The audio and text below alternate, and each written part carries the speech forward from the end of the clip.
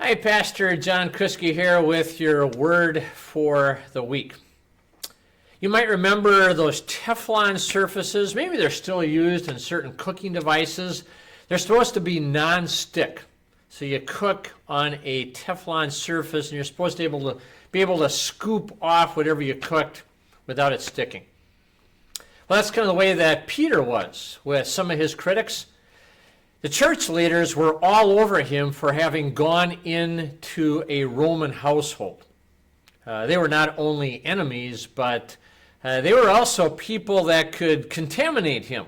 Back in the Old Testament, there were laws about involving the Jews with Gentiles, because there were certain sinful contaminants that they could pick up in their lives, and then in their lives they could spread them to others.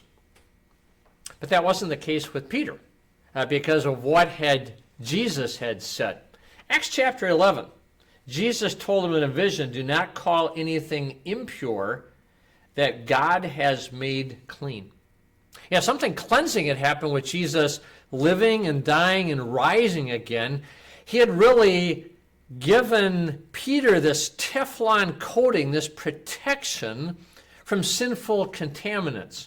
It was his forgiveness and his freeing power. And it cleansed Peter from sin and kept him from maybe the waywardness that he once had, and then allowed him to be in the same way that cleansing protection for other people who are being contaminated by sin. You know, it works the same way for us. You know, we have to be a little bit careful about maybe the things that we listen to or that we look at, that they don't contaminate our faith, our life with God, with impurities.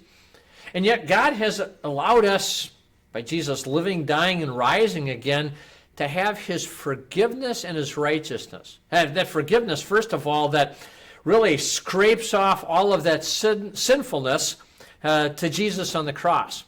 And then with the power of that righteousness, has us on the lookout to make sure that whatever we're listening to is going to bring God glory. If it doesn't, we're going to not listen to it. Or in the things that we're looking at or doing, that's going to be something that Jesus loves. And again, for us to really have that righteous power that protects us from being contaminated by something that's sinful. You know, what's so great about that is when maybe there's criticism or even shame that's put on us, we can say, no, look, this is something that's good and righteous, like Jesus has shown us in the Scriptures. We can be free from that criticism and that shame. Or if there is something sinful about that, we just go to the cross.